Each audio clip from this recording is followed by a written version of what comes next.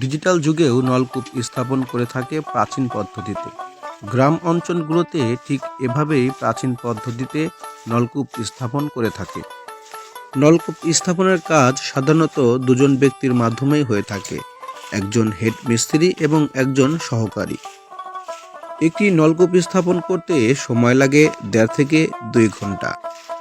তবে এই কাজের বিনিময়ে 1200 থেকে 1300 টাকা অর্থ নিয়ে থাকে তারা। কবে, কখন, কিভাবে এই পদ্ধতির আবিষ্কার হয়েছিল সেটা আমাদের জানা নেই। তবে আজ আমরা আপনাদের জানাবো কিভাবে একটি নলকূপ স্থাপন হয় এবং এর প্রসেস কি আপনাদেরকে দেখাবো। নলকূপ স্থাপন করতে হলে অবশ্যই তাকে দক্ষ হতে হয়। স্ক্রিনে যাকে দেখছেন তিনি দীর্ঘ 30 বছর যাবৎ এই কাজ করে আসছেন।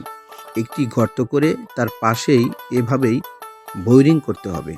এই কাজটি করতে বিরতি দিলে চলবে না, একটানা কাজ করে যেতে হবে। এভাবেই তিনি হাত দিয়েই এই কাজগুলো করছেন। বোরিং করা শেষ হলে এরপর যে পাইপ বাজার থেকে কিনে আনতে হয়, পানির সাথে যাতে কোনো রকম বালু না ওঠে সেই জন্য একটি পাতলা কাপড় নিয়ে সেই ফিল্টারের সাথে পেঁচিয়ে দিতে হবে এবং এরপর এটার ভিতরে পানি প্রবেশ করাতে হবে। এরপর পাইপের 2 সাইড দিয়ে বালু দিয়ে দিতে হবে যাতে করে সেটি শক্ত হয়ে যায়। এরপর টিউবওয়েলটি সেখানে সেট করে দিতে হবে এবং টিউবওয়েল সেট হয়ে গেলেই কিন্তু সম্পূর্ণ কাজ শেষ হয়ে গেল।